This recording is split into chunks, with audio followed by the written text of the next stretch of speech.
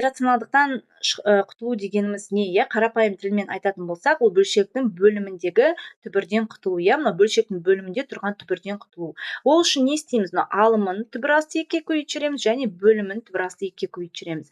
Сонда бізде алымында түбір асты 2 қалады, ал бөлімінде түбір асты 2 көбейту түбір асты 2 ол бізде түбір асты 4. Түбір асты 4-тен бізде 2 шығады, ал алымында түбір асты 2 қалады. Міне, сонда жауабы 2-ден түбір асты 2. Біздің мақсатымыз ол бөліміндегі түбірден құтылу. Алымы не важно, алымы түбір болып қалуы мүмкін.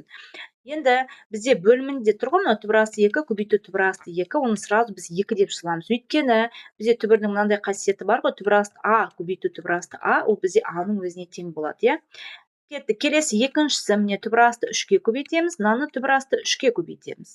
Сонда алымында 2, түбір астында 3 болады, ал бөлімін біз сразу міне мынау қасиеті бойынша 3 деп жаза саламыз. Сол сияқты мында түбір асты 5-ге көбейтеміз, мына жақ түбір асты 5-ге көбейтеміз. Сонда алымында 3 түбір астында 5 қалады, ал бөлімінде 5-тің өзі шығады. Міне, бұл енді ең қарапайымы иррационалдықтан құтылуға байланысты. Келесі не істейміз? Бұл жерде де түбір асты 5а-ға көбейтіп жүреміз. Алымын и бөлімінде түбір асты 5а көбейту түбір астында 5а болады. Сонда алымында 3c көбейту түбір астында 5а, ал бөлімінде 5а көбейту 5а түбір астында ол бізде жай 5а-ның өзі болады. Дұрыс па? Кетті. Келесі екіншісі, бұл жерде түбір астында 7-ден 2-ні біз қалай жаза аламыз? Бөлек қасиет, түбірдің қасиеті бойынша түбір астында 2, то есть мына жерде, мына жақта түбір астында 7. Енді алымында бөлімінде түбір асты 7-ге көбейтеміз, иә? Бөлімінде не тұр? Соны көбейтеміз. Алымына тиіспейміз. Так, сонда бізде не болады? Алымы түбір астында 14, ал бөлімі түбір асты 7 көбейту түбір асты 7, ол 7-нің өзіне тең болады. Түсінікті, иә? Кетті. Келесі үшінші, мында 2 түбір астында 2 азайтылған 1 бөлінген 5 түбір асты 2. Енді біз алымында бөлімінде түбір асты 2-ге көбейтейік. 5-ке тиіспейміз, өйткені бізге түбірден құтылу керек қой, түбір асты 2-ге көбейтеміз. Сонда алымында 2 түбір астында 2 көбейтілген түбір астында 2 бізде не болады? Мына түбір асты 2 көбейту түбір асты 2 2-ні береді, мына 2-ге көбейтіліп бізде 4 болады. Сонда алымында 4 азайтылған түбір астында 2 болады. Бөлімінде мына екеуін көбейткенде 2 болады да, ол мына 5-ке көбейтіледі, бізде 10 болады. Все, осылай қалады бізде.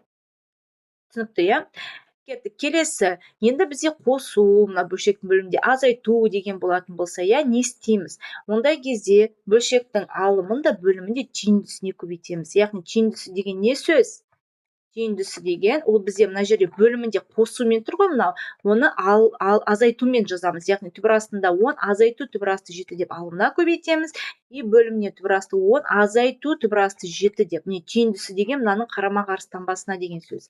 Сонда алымы былай қала тұрсын, ал бөлімін кәне көрейік. Бөлімінде әдетте бізде не болады? Қысқаша көбейту формуласы, иә, а квадрат минус б квадрат. Ол бізде а минус б-ға тең, және а қосу б-ға тең. Бізде мына оң жағы берілген, сол жағына келтіреміз. Яғни а-ның орнында бар ғой, түбір асты 10 тұр, бұның орнында түбір асты 7. Яғни түбір асты 10-ның квадраты 10-ның өзіне тең, түбір асты 7-ның квадраты 7-ге тең. Сонда 10-нан 7-ні азайтамыз, бізде 3 болады, иә? Мында түбір асты 10, азайту түбір асты 7, мында 3.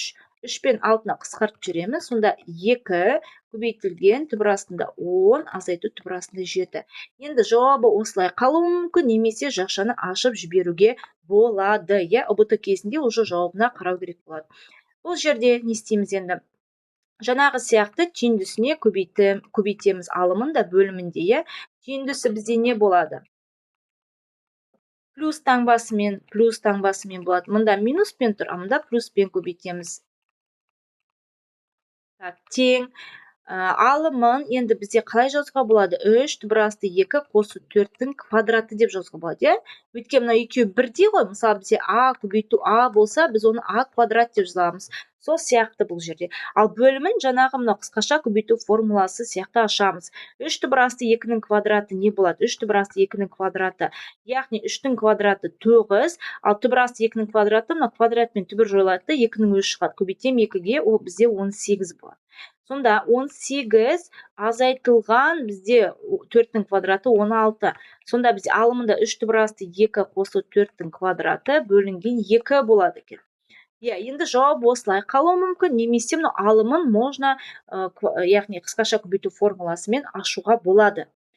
Так, кеттік онда.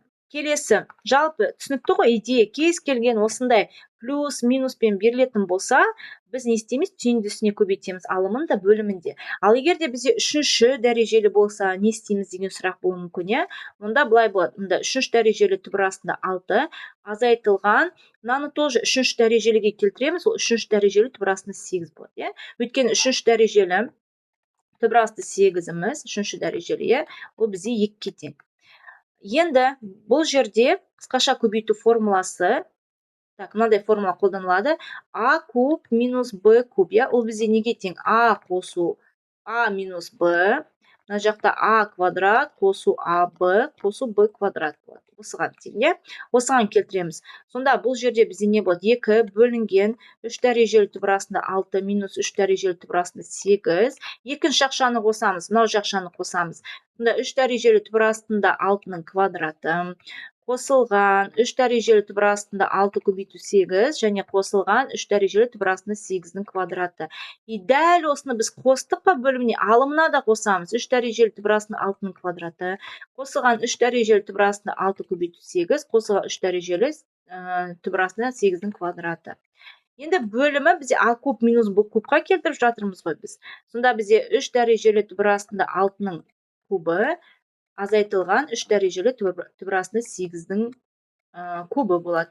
Алымы дәл солай қалады. 2 көбейтілген, мұнда енді 3 дәрежелі түбір асты 36 дейік, қосылған 3 дәрежелі түбір астында 48, қосылған 64, бірақ 64 не болып шығады? Түбірден 4 болып, иә, 3 дәрежелі түбір асты 64, ол 4 болып шығады. Оның барлығын біз өткен сабақта өткенбіз, тағы да қайталап шығыңыздар. Так, енді мына жерде 3-ші дәрежелі түбір астында 6-ның кубы дегеніміз, мынау қысқарады, 6-ның өзі шығады, иә? Сонда бөлімінде 6 азайту 8 қалады екен. Алымы дәл осылай жазып қалдырайық. 3-ші дәрежелі түбір асты 36, қосылған 3-ші дәрежелі түбір астында 48 деп, қосылған 4 деп. Сонда мынау бізде минус 2 шығады да, мынамен қысқарады, иә? 2 мен 2 қысқарады ғой, бірақ минус қалады. Сонда минус 3-ші дәрежелі түбір астында 36, жақшаны ашып жазсақ сразу, минус 3-ші дәрежелі түбір астында 48 и минус 4 болады екен бізде. Міне жауабы бізде осылай шығады. Енді екіншісі де осыған ұқсас. Мынаған қарап шығарып көріңіздер, иә? Бұл жерде енді А куб қосылған Б кубқа келтіреміз, иә? Ол бізде А қосу Б, мына жақта А квадрат минус АБ қосылған Б квадрат формуласына келтіресіздер. Так, кеттік келесі. Бұл да жаңағы сияқты не істейміз? Алымында А қосу Б қалады. Бөлімінде 3 дәрежелі түбір астында А минус 3 дәрежелі түбір астында Б. Екінші жақшаны әкеп қосамыз. 3 дәрежелі түбір астында А-ның квадраты қосылған 3 дәрежелі түбір астында АБ қосылған 3 дәрежелі түбір астында Б квадрат деп. И дәл осыны апарамыз, алымнан жазамыз. 3 дәрежелі түбір астында А квадрат қосылған 3 дәрежелі түбір астында АБ қосылған 3 дәрежелі түбір астында Б квадрат. Енді бөлімінде бізде формуламен ашқанда А минус Б шығады, иә? Манағы А куб минус Б кубпен ашқанда. Алымында А қосу Б, осының барлығы қалады. 3-ші дәрежелі түбір астында А квадрат, қосылған 3-ші дәрежелі түбір астында АБ, қосылған 3-ші дәрежелі түбір астында Б квадрат. Біздің мақсатымыз, жаңа сабақтың басында айттым, иә, мен бөліміндегі түбірден құтылу. Міне құтылдық па? Құтылдық. Міне жауабында бізде бөлшектің бөлімінде түбір жоқ.